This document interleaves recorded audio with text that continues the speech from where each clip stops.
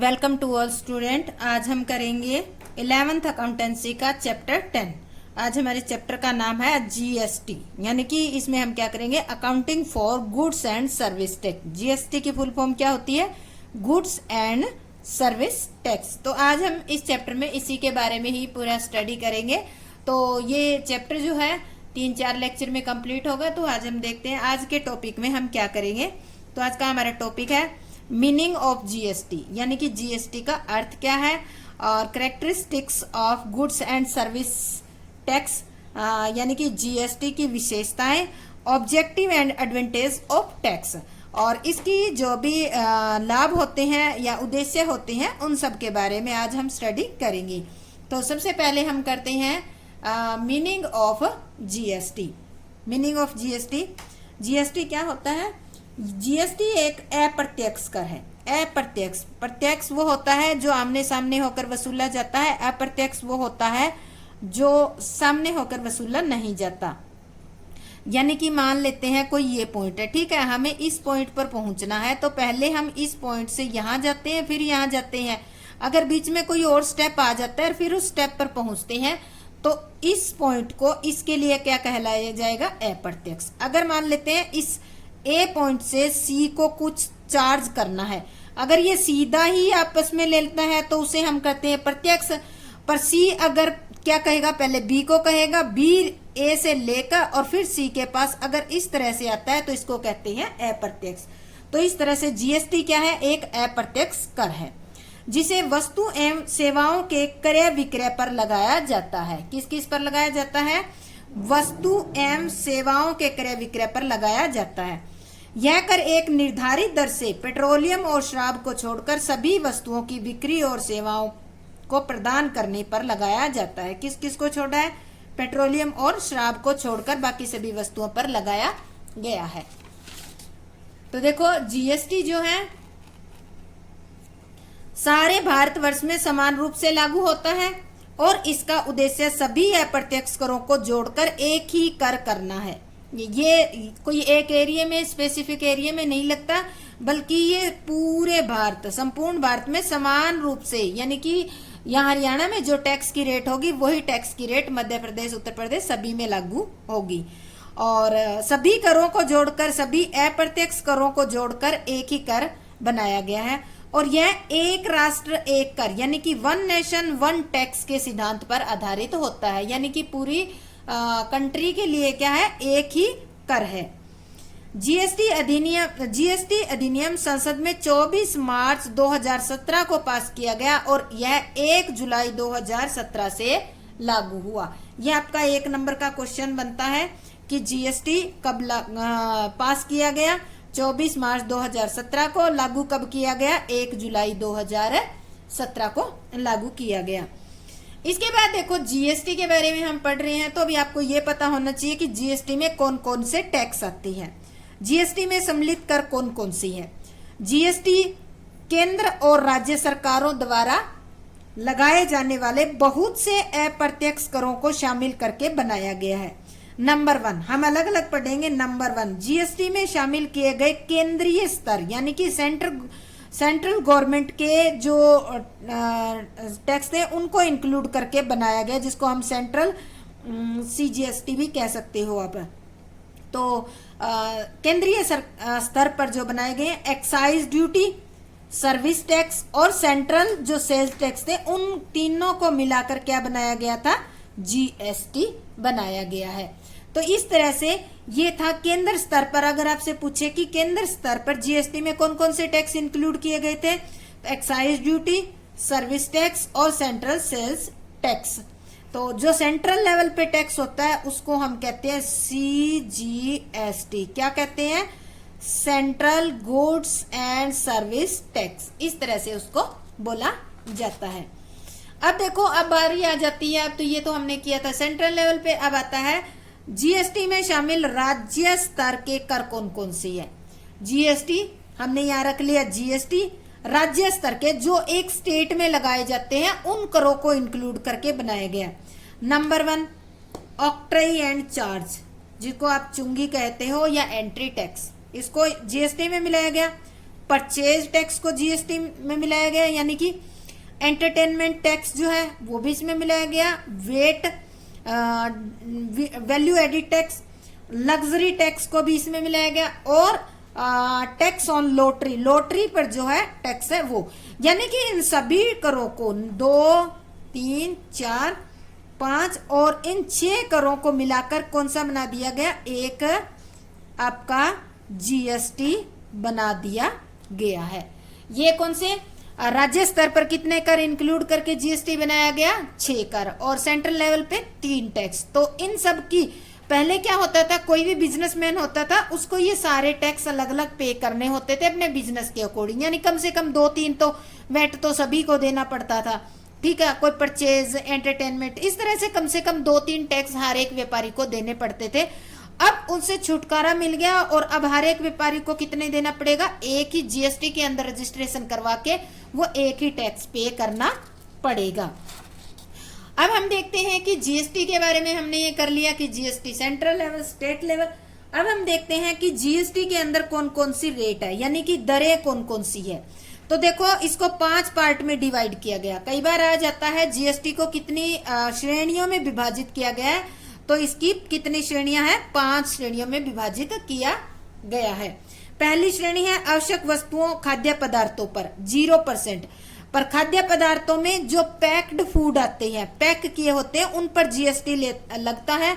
जो open food होते हैं उन पर जीएसटी नहीं लगता, यानी कि जो आवश्यक वस्तुएं होती है और खाद्य पदार्थ होते हैं इसके अंदर एक्सेप्ट पैक्ड फूड कर लोगे अब, तो उस पर जीएसटी 0% लगता है। दूसरा आता है सामान्य उपयोग की वस्तुओं पर। जो सामान्य उपयोग की वस्तुएं हैं जैसे आपके जूते, चप्पल हो गए, इस तरह से उन पर क्या लगता है, 5% टैक्स लगता है। परमाप दर यानी कि स्टैंडर्ड रेट, मैक्सिमम जो प्रोडक्ट है उन पे क्या लगता है, 12% की दर से रेट चार्ज किया जाता है। अधिकांश वस्तुएं सभी सेवाओं के लिए जितनी भी सर्विस है, चाहे वो किसी तरह की हो, बैंकिंग की, इंश्योरेंस की, कोई भी सर्विस हो, उन सर्विसेज पे कितना लगता है, 18% टैक्स लगता है। इसके बाद आती है आपकी विलासिता की वस्तुएं एवं तंबाकू। विलासिता की वस्तुएं जो महंगी वस्तुएं होती है, या हम कह सकते हैं जो शानो शौकत के लिए खरीदी जाती हैं वो वस्तुएं, और तंबाकू वगैरह या तंबाकू से बने प्रोडक्ट जो होते हैं उन पर टैक्स जीएसटी लगता है 28%। तो इस प्रकार से 5 कैटेगरी इसकी बनाई गई है और 5 की अलग अलग रेट है। 0% टैक्स किस पे होता है, जो आवश्यक वस्तुएं होती हैं और जो खाद्य पदार्थ होते हैं, पैक्ड फूड नहीं होना चाहिए इसमें। और सबसे महंगा जो टैक्स की रेट है वो विलासिता की वस्तुएं और तंबाकू पर और उससे तंबाकू से बने प्रोडक्ट पर लगता है। इसके बाद नेक्स्ट आता है जीएसटी पेड को इनपुट जीएसटी कहते हैं। ये पॉइंट भाई ध्यान से समझना, आगे हर क्वेश्चन में रिपीट होगा। जीएसटी पेड यानी कि जीएसटी पेड वो होता है जो आपने भुगतान किया, तो इसको हम क्या कहते हैं, जीएसटी इनपुट कहा जाता है। आपको जीएसटी पेड नहीं बोलना, आपको जीएसटी इनपुट बोलना है। यह क्रेता के लिए कॉस्ट नहीं है बल्कि एसेट्स होती है। जीएसटी पेड जो होती है या इनपुट जीएसटी होती है, जो माल खरीदने वाला होता है क्रेता, उसके लिए कॉस्ट नहीं होती बल्कि एसेट्स होती है। इसे जीएसटी कलेक्टेड से समायोजित किया जा सकता है। जीएसटी कलेक्टेड मतलब होता है आपने माल बेचा है, उस पे जो जीएसटी कलेक्ट किया उससे एडजस्ट कर सकते हो। तो इस तरह से हम इसका आगे एग्जांपल भी करेंगे किस तरह से इसको एडजस्ट किया जा सकता है। इसके बाद है जीएसटी कलेक्ट को जीएसटी आउटपुट कहते हैं। कलेक्ट मतलब इकट्ठा करना, और आप इकट्ठा कब करोगे, जब कोई माल बेचोगे तभी। यह विक्रेता के लिए आय नहीं है परंतु क्या है, दायित्व है। देखो जीएसटी पेड क्या है, कॉस्ट नहीं है, एक एसेट्स है, ठीक है। जीएसटी आपका इनपुट जीएसटी होती है वो आपकी एसेट्स होती है, और जीएसटी कलेक्ट होता है वो आपके लिए लायबिलिटी होती है, क्योंकि वो आपको तो केवल कलेक्ट ही करना है और कलेक्ट करके आपको गवर्नमेंट को पे करना है, इसलिए इसको लायबिलिटी माना है।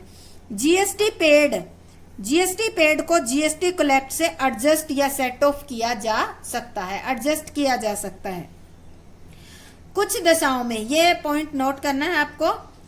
कुछ दशाओं में जीएसटी पेड को जीएसटी कलेक्ट से एडजस्ट नहीं किया जाता। ये मैंने नोट लिखा है, ठीक है। कुछ दशाओं के अंदर, कुछ दशाएं कौन कौन सी हो सकती है? ऐसी दशाओं में क्रय पर चुकाया गया जीएसटी क्रेता के लिए लागत है। निम्न दशाओं में जीएसटी पेड को जीएसटी कलेक्ट से समायोजित नहीं किया जा सकता। ये कौन कौन से ऐसे पॉइंट है वो हम डिटेल में पढ़ेंगे कि किन किन कंडीशन में जीएसटी पेड को कलेक्ट यानी कि एडजस्ट नहीं किया जाता। पहला है खाद्य एवं पेय पदार्थों पर किए गए व्यय। कोई भी खाद्य पदार्थ है या पेय पदार्थ है या रेस्टोरेंट का जो बिल होता है उस पर जो जीएसटी होता है उसको एडजस्ट आप नहीं कर सकते। स्वास्थ्य बीमा का भुगतान कर रहे हो उस पर आप जीएसटी एडजस्ट, यहाँ एडजस्ट करने की बात आ रही है, पे तो करना पड़ेगा पर एडजस्ट नहीं कर सकते आप। किसी क्लब, स्वास्थ्य एवं फिटनेस केंद्र की सदस्यता फीस का भुगतान कर रहे हो तो उस पर भी एडजस्ट नहीं कर रहे। भवन के मरम्मत पर व्यय, आपने कोई बिल्डिंग है उसकी रिपेयर की है तो उस पर जो खर्चा है उस पर भी जीएसटी पेड करना पड़ेगा पर उसको एडजस्ट नहीं कर सकती। कोई आपने वाहन खरीदा है तो यूज करने के लिए खरीदा है तो उस पर आप जीएसटी आपने पेड कर दिया, आप कलेक्ट कहाँ से करोगे तो उसको एडजस्ट भी नहीं कर सकते। स्टाफ को कोई निःशुल्क उपहार दिया है तो अगर आपने निःशुल्क ही दिया है तो उनसे कुछ आपको मिलेगा ही नहीं तो जीएसटी भी आपका एडजस्ट नहीं होगा। निजी उपयोग के लिए वस्तुएं या सेवाओं के लिए अगर आपने भुगतान किया है तो उस पर भी आप जीएसटी कलेक्ट नहीं कर सकते। कुल मिलाकर ये कह सकते हो ऐसी कोई भी सर्विस, ऐसी कोई भी गुड्स जो आप लेकर यूज कर लेते हो पर्सनल में, या फिर आप ये कहो कि उन पेमेंट के बदले, चाहे वो गुड्स हो सर्विस हो, उसके जो पेमेंट कर रहे हो उसके बदले में आपको उसको लेकर आप आगे उससे कोई इनकम नहीं ले सकते हो तो आप उसमें जीएसटी को एडजस्ट नहीं कर सकते। इसके बाद आता है जीएसटी पेड को निम्न दशाओं में वापस क्रेडिट किया जा सकता है। देखो जीएसटी पेड क्या होता है? डेबिट, तो इसको क्रेडिट कब किया जा सकता है? कुछ क्रय वापसी है, क्रय वापसी पर आप जीएसटी को क्रेडिट कर सकते हो। व्यवसाय के स्वामी द्वारा निजी प्रयोग के लिए निकाला गया माल, व्यवसाय के स्वामी ने ड्राइंग कर ली तो अब क्या करेंगे? जीएसटी को क्रेडिट किया जाएगा क्योंकि उस पे आप देखो कुछ रिसीव तो कर ही नहीं सकते, इसलिए आपको क्रेडिट करना पड़ेगा। माल के चोरी होने पर, माल के नष्ट होने पर, माल के नमूने के रूप में बांटने पर और माल के दान के रूप में देने पर भी जीएसटी आप क्रेडिट करोगे। इसके बाद है इसी प्रकार आउटपुट जीएसटी, जीएसटी कलेक्ट को विक्रय वापसी पर डेबिट किया जाता है। सेम अगर आपने कलेक्ट किया जीएसटी और बाई चांस आप माल रिटर्न यानी कि बेच दिया आपने माल और वो माल वापस आ जाता है तो आपको जीएसटी जो उससे लिया है आपने वो आपको क्या करना पड़ेगा? रिटर्न करना पड़ेगा। रिटर्न करोगे तो क्या करोगे? डेबिट। सेल्स रिटर्न को जैसे डेबिट करोगे तो सेम वैसे ही इसको भी आप जीएसटी, आउटपुट जीएसटी को भी आप डेबिट करोगे। इसके बाद कुछ एक आइटम ऐसी होती हैं जो जीएसटी मुक्त होती है या जीएसटी फ्री होती है। वो कौन कौन सी ऐसी सर्विसेज और गुड्स हैं जो जीएसटी फ्री होती है, जीएसटी मुक्त? सबसे पहला है, ये पॉइंट आपको ध्यान रखने हैं, ये क्वेश्चन में पक्का आएंगे आपके, यानी कि जीएसटी फ्री कौन कौन सी ट्रांजैक्शन या कौन सी गुड्स एंड सर्विसेज है। मजदूरी एवं वेतन का भुगतान क्या है? जीएसटी फ्री है। सरकार द्वारा अन्य देशों के दूतावासों को दी गई सेवाएं भी जीएसटी फ्री है। आपके उसमें आएगा, ज्यादातर क्वेश्चन ये वाला आएगा, मजदूरी एवं वेतन का भुगतान, ये क्वेश्चन आपके आएगा। बिजली एवं पानी के बिल भी जीएसटी फ्री है, उस पर जीएसटी नहीं लगता। शिक्षा सेवाएं, स्वास्थ्य सेवाएं और यात्रा का व्यय या फिर कोई ब्याज है तो उस पर भी जीएसटी नहीं लगाया जाता। तो ये सारी चीजें जो 6-7 चीजें हैं वो जीएसटी फ्री है।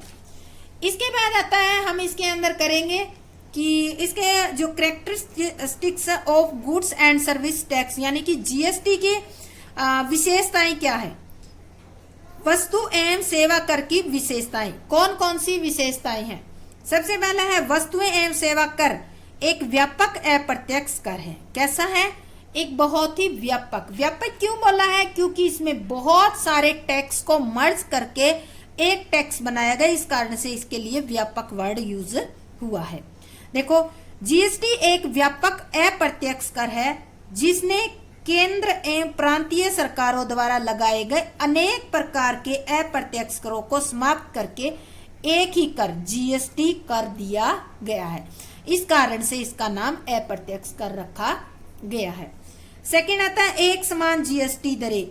सभी प्रांतों एवं केंद्र शासित प्रदेशों में जीएसटी की एक समान दरें होती है, यानी कि सभी स्टेट के अंदर और सभी के अंदर जो भी हमारे जो भी स्टेट है और जो यूनियन टेरिटरी है उन सब के अंदर क्या है, एक जैसी ही रेट है। आप कहीं से भी माल खरीदोगे सेम जीएसटी आप पे करोगे और बेचोगे तो सेम जीएसटी कलेक्ट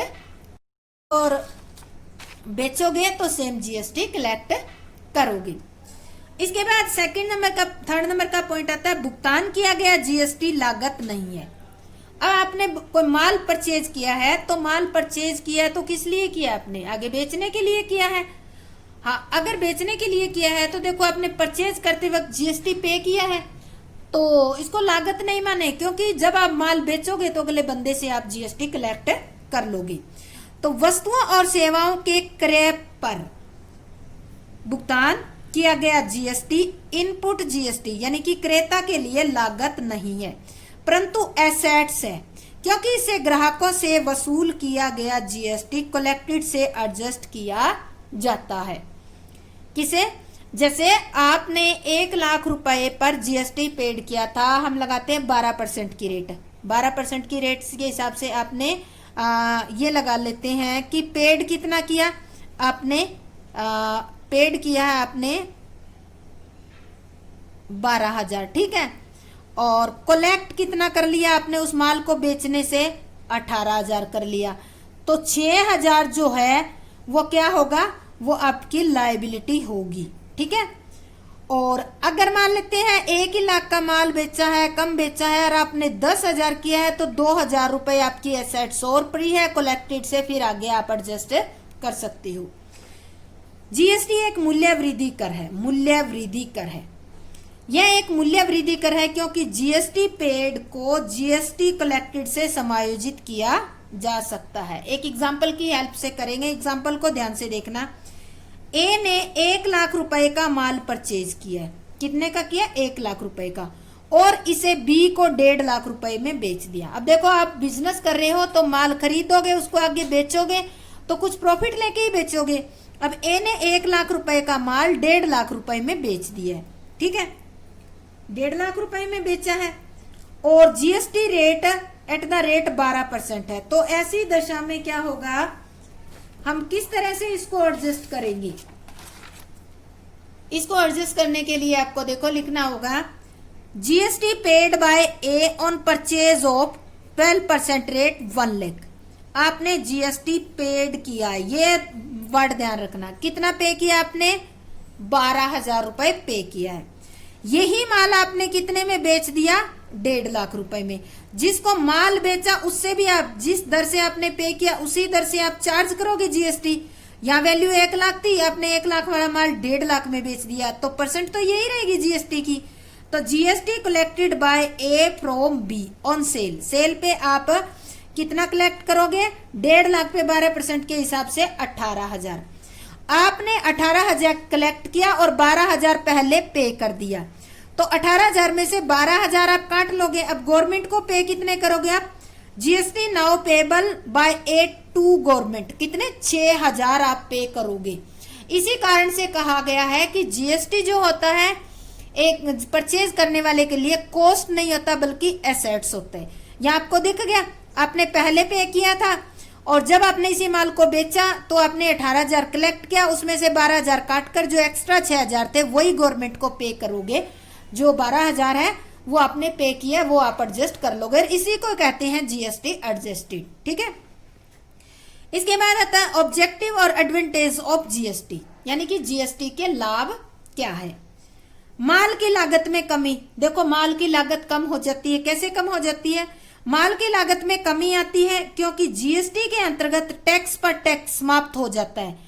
अभी आपको स्टार्टिंग में दिखाया ना जीएसटी के अंदर कौन कौन से टैक्स लगते हैं। पहले कोई भी प्रोडक्ट होता है उस पे सारे टैक्स लगते थे, तो इससे क्या होती थी, प्रोडक्ट की कॉस्ट बढ़ जाती थी। अब वो सारे एक ही टैक्स के अंदर आ गए तो टैक्स पर टैक्स क्या हो गया, समाप्त हो गया।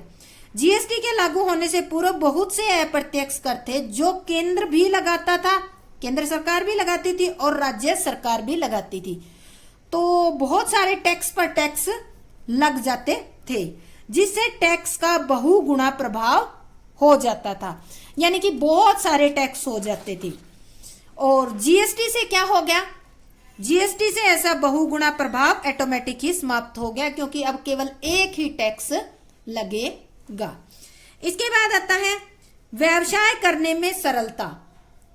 जीएसटी लागू होने से पूर्व की अवधि में विभिन्न प्रकार के अप्रत्यक्ष कर लगाए जाते थे। व्यवसाय को अपने आप को विभिन्न अधिनियमों के अंतर रजिस्टर कराना होता था। बहुत सारे टैक्स लगाए जाते थे और उन टैक्स के अंदर क्या होता था, सभी बिजनेसमैन को अपने आप को, अपने बिजनेस को रजिस्टर कराना होता था।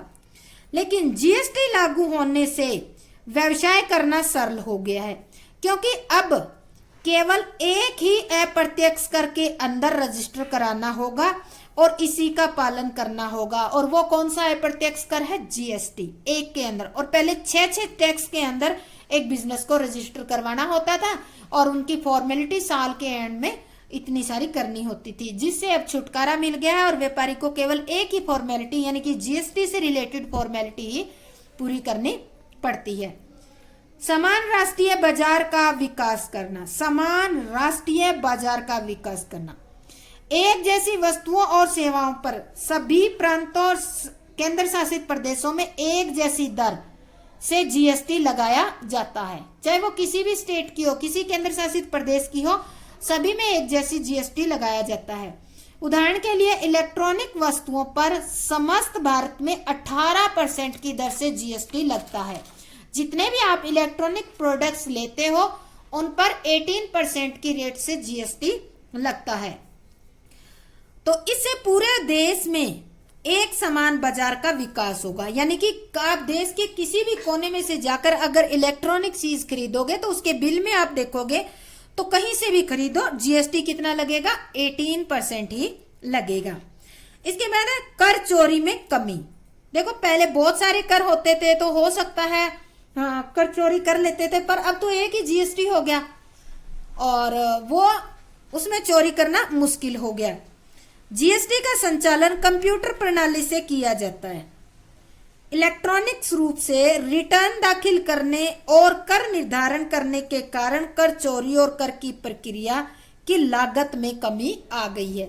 पहले जो टैक्स होते हैं डिफरेंट वो मैनुअली होते थे, पर जीएसटी है वो टोटली क्या है, डिजिटल है, कंप्यूटराइज सिस्टम से किया जाता है। इस कारण से इसके अंदर टैक्स में चोरी करना बहुत मुश्किल होता है। अगर आप कोई एक कमांड देकर कोई एक चीज को कम करना चाहोगे, एक चीज के टैक्स को, तो उसका इफेक्ट पूरे साल की उस जैसी रेंज की गुड्स है या जो भी परचेजिंग है सब पर पड़ेगा। इस कारण से इसमें चोरी करना बहुत मुश्किल हो जाता है। माल सस्ता होना, गुड्स बिकमिंग चीपर। जीएसटी लागू होने से पूर्व की अवधि में बहुत प्रकार के अप्रत्यक्ष कर थे और चुकाए गए कर, पेड टैक्स जैसे एक्साइज ड्यूटी आदि को टैक्स कलेक्टेड से एडजस्ट नहीं किया जाता था। पहले बहुत सारे टैक्स होते थे और उनको आप एडजस्ट नहीं कर सकते थे। जैसे अभी हमने एक एग्जांपल लेके एडजस्ट करके दिखाया था, पहले वाले टैक्स ऐसे एडजस्ट नहीं होते थे। इस कर यानी कि जीएसटी को एडजस्ट किया जा सकता है और बहुत इजीली इसको एडजस्ट किया जा सकता है। नेक्स्ट है विदेशी निवेश को प्रोत्साहन।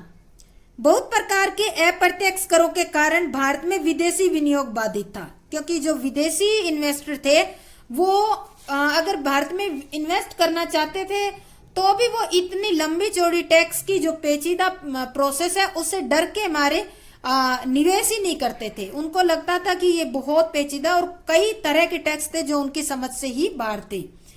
जीएसटी से केवल एक सिंगल टैक्स के कारण यह बाधा दूर हो गई है, क्योंकि जो फॉरेन इन्वेस्टर है उनको जीएसटी समझ आ जाता है, क्योंकि जीएसटी का कॉन्सेप्ट केवल इंडिया में नहीं है, बहुत सारे देशों में है, तो ये कॉन्सेप्ट समझ आ जाता है। इस कारण से उसको ये बाधा नहीं समझते और इंडिया में जो फॉरेन इन्वेस्टमेंट है उसमें वृद्धि होती है। अतः इससे भारत में विदेशी विनियोग की वृद्धि में सहायता प्राप्त होती है, यानी कि फॉरेन इन्वेस्ट हो जाता है। टैक्स प्रोसेस अधिक इससे क्या बन गई, पारदर्शी। पारदर्शी कैसे बन गई, क्योंकि ये कंप्यूटराइज्ड हो गया। दूसरा नियमित, जैसे ही आपने कोई बिल काटा है तो वो बिल ही आप कैसे काटोगे, आप ऑनलाइन ही बिल काटोगे, ये कंपल्सन है। और जैसे ही बिल काटोगे तो जीएसटी ऑटोमेटिक उसमें उठ जाता है और पूर्व निर्धारित बनती है, यानी कि जीएसटी की रेट पहले से ही डिसाइड है। ये नहीं है कि हर एक बिल या ट्रांजेक्शन पर आपको कोई फीड करनी पड़ेगी कि जीएसटी की रेट इतनी है, तो ये ऑटोमेटिक है। इसलिए इसमें ट्रांसपेरेंसी भी है, रेगुलरिटी भी है और ये प्री डिफाइंड भी है। इसके बाद है type of tax under GST, यानी कि जीएसटी के अंदर कौन कौन से टैक्स है। अंदर इसके डिफरेंट डिफरेंट टैक्स नहीं है, बल्कि जीएसटी का एक फॉर्मेट है, वो समझना है हमें। फॉर्मेट मतलब है केंद्रीय सरकार, यानी कि जो सेंट्रल गवर्नमेंट जो टैक्स लगाती है, जीएसटी लगाती है, उसको कहते हैं केंद्रीय जीएसटी या सेंट्रल जीएसटी, या इसको ऐसे लिख सकते हो आप CGST, central goods service tax. इस तरह से अगर लिख दोगे तो उसको सेंट्रल जीएसटी कहा जाएगा। प्रांतीय जीएसटी, जिसको स्टेट जीएसटी कहते हो, इसको हम लिख सकते हैं SGST, state goods service tax. ठीक है। एक होता है संयुक्त जीएसटी, इंटीग्रेटेड जीएसटी, इसको लिखते हैं हम आईजीएसटी। ये कौन सा होता है, जो दो डिफरेंट डिफरेंट स्टेट के बीच में अगर आप कोई डीलिंग करते हो तो उनके बीच में जो टैक्स लगाया जाता है वो टैक्स, उसको हम आईजीएसटी कहते हैं। और ये टोटली किसको पे किया जाता है, टोटली पे टू सेंट्रल गवर्नमेंट, ये ध्यान रखना। ठीक है। जो आईजीएसटी है उसके टुकड़े नहीं किए जाते। ये मान लेते हैं आपने कोई माल खरीदा है और उस पर 12% की टैक्स है, तो ये 12% टोटली किसको किया जाएगा, गवर्नमेंट सरकार को, यानी कि सेंट्रल गवर्नमेंट को पे किया जाएगा। और अगर आप अपने स्टेट के अंदर ही कोई डीलिंग करते हैं और उस पर 12% टैक्स लगता है, ठीक है, तो उसमें से 6% क्या होगा, सीजीएसटी होगा और 6% क्या होगा, एसजीएसटी होगा। यानी कि इस 12% के अंदर एक स्टेट के अंदर होगा तो ये दो पार्ट में डिवाइड हो जाएगा बराबर बराबर। अगर दो डिफरेंट स्टेट के बीच में अगर हो रहा है, जैसे राजस्थान और हरियाणा के बीच में कोई डीलिंग हो रही है, तो उन प्रोडक्ट पे आईजीएसटी लगता है, वो टोटल 12% है, तो उसके इस तरह से टुकड़े नहीं होंगे, वो टोटली आईजीएसटी सेंट्रल गवर्नमेंट को पे किया जाएगा। इसके बाद आता है अभी आईजीएसटी, इसके बारे में जो हमारा आईजीएसटी है उसकी डिटेल है। देखो ये है आईजीएसटी की डिटेल। ठीक है। इंटीग्रेटेड गुड्स सर्विस टैक्स, यह किसी प्रांत के बाहर किए गए माल अथवा सेवाओं के विक्रय पर लगाया जाता है। प्रांत के बाहर तो दूसरा प्रांत होगा, एक स्टेट के बाहर दूसरे स्टेट के साथ कोई भी गुड्स और सर्विसेज का विक्रय किया गया है तो उस पर लगाया जाता है। यह माल और सेवाओं के भारत में आयात एवं माल और सेवाओं के भारत से निर्यात पर भी लगाया जाता है। ये आयात और निर्यात पर भी लगाया जाता है क्योंकि वो भी बाहर का हो गया, इस कारण से। उदाहरण के लिए अब ये एग्जांपल लेके समझा रही हूं आपको, इसको आपको अच्छी तरह से समझना है। ठीक है।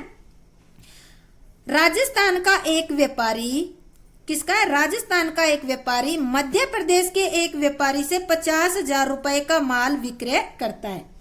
राजस्थान का व्यापारी मध्य प्रदेश के व्यापारी को 50,000 रुपए का माल बेचता है और यदि आईजीएसटी की रेट 12% है तो ऐसी दशा में विक्रेता पर कितना लगेगा, 50,000 पे 12% 6,000 रुपए का आईजीएसटी वसूल करेगा और टैक्स की यह संपूर्ण राशि केंद्र सरकार को जाएगी। किसको जाएगी, सेंट्रल गवर्नमेंट को पे की जाएगी। तो इसमें देखो आईजीएसटी है, उसके कभी भी टुकड़े नहीं होते। आईजीएसटी टोटली सेंट्रल गवर्नमेंट को पे की जाती है। अब एक छोटा सा पॉइंट है वो नोट करने वाला है, वो मैं बता तो चुकी हूं, फिर भी आप एक बार नोट कर लो। यदि जीएसटी की रेट 12% है तो इसमें 6% होगा सीजीएसटी, सेंट्रल जीएसटी, और 6% क्या होगा, स्टेट जीएसटी माना जाएगा ऑटोमेटिक ही। 12% है तो दोनों का आधा आधा माना जाएगा। लेकिन प्रांत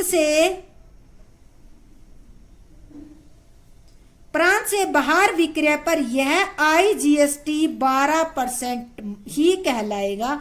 और वो किसको पे किया जाएगा, वो पे किया जाएगा सेंट्रल गवर्नमेंट को।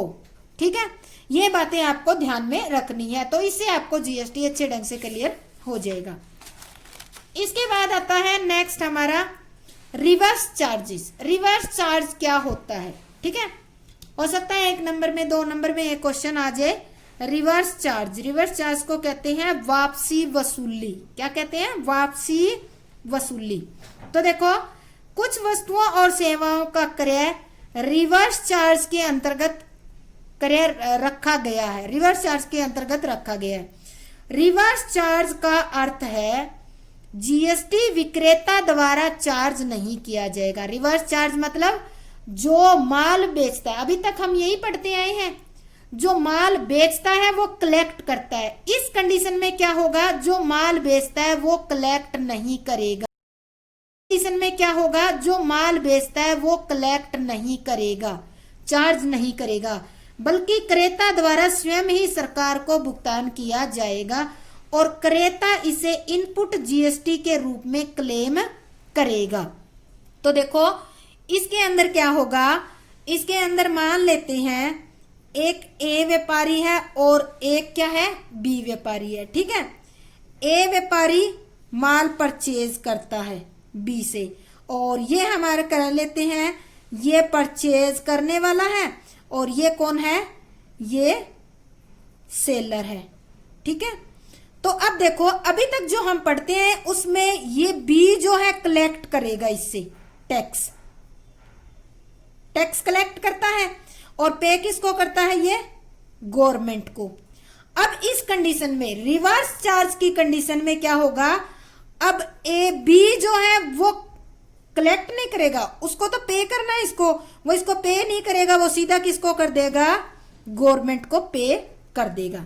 यानी कि जो माल खरीदने वाला होता है, करता होता है, वो खुद इनपुट जीएसटी को पे करता है और फिर उसको इनपुट जीएसटी के रूप में क्लेम करता है। रिवर्स चार्ज को के अंतर्गत रखी गई वस्तुएं सेवाएं हैं। कौन कौन सी ऐसी वस्तुएं सेवाएं हैं जिनको रिवर्स चार्ज के अंदर रखा गया है, इनके नाम याद रखने हैं। रजिस्टर्ड व्यवसाय द्वारा बिना रजिस्टर्ड व्यक्ति से क्रय किया गया माल एवं सेवाएं। अगर आपने माल खरीदा है, आप तो रजिस्टर्ड हो जीएसटी के अंदर, पर कोई सामने वाला व्यापारी रजिस्टर्ड नहीं है, तो क्या करना होगा, अगर वो रजिस्टर्ड नहीं है तो वो आपसे जीएसटी भी वसूल नहीं कर सकता। तो आपका फर्ज बनता है कि जितनी जीएसटी बनती है वो आप गवर्नमेंट को पे करें। वकील को चुकाई गई फीस, वकील नहीं लेगा आपसे, वकील चार्ज करके पे नहीं करेगा, आपको खुद को ये जीएसटी पे करनी पड़ेगी। कॉपीराइट के प्रयोग के लिए चुकाई गई राशि या माल का परिवहन, बीमा कमीशन, इन सब के लिए जो आप अमाउंट पे करते हो या ये सारी सर्विसेज लेते हो, तो जो ये सर्विसेज या गुड्स परचेज करने वाला होता है उसकी जिम्मेवारी होती है कि उसको खुद गवर्नमेंट को ये पे करनी है। ये कब होता है, केवल और केवल रिवर्स चार्ज की कंडीशन में ही होता है। अदरवाइज तो कौन करेगा, जो सेवाएं देने वाला है वो कलेक्ट करेगा और उसको बाद में जो कलेक्ट की अमाउंट है उसको बाद में गवर्नमेंट को पे करेगा। तो ये आज हमारा इतना ही है इसके अंदर, जीएसटी के अंदर। इसकी ऑलमोस्ट थ्योरी आ गई है, इसको अच्छे ढंग से कर लेना। और नेक्स्ट लेक्चर से हम इसके प्रैक्टिकल्स, हम या हम कहें कि हमने 3 टाइप पढ़े थे ना, जीएसटी, सीजीएसटी, एसजीएसटी और आईजीएसटी, इन तीनों की अलग अलग एंट्रीज करेंगे और फिर इनको एडजस्ट करने की एंट्री करेंगे। तो उम्मीद करती हूँ आपको अच्छे ढंग से समझ आ गई है। आप मेरे चैनल को लाइक, शेयर और सब्सक्राइब जरूर करें, इससे मुझे फीडबैक मिलता रहता है। सब्सक्राइब की बटन आपके नीचे देखो रेड कलर में लिखा हुआ है सब्सक्राइब, उसको आप जरूर दबा दें ताकि चैनल सब्सक्राइब हो जाए और जो भी वीडियो मैं अपलोड करूं वो आपको तुरंत मिल जाए। तो इसके लिए ये वीडियो यहाँ तक देखने के लिए आपका बहुत बहुत धन्यवाद। जय हिंद, जय भारत।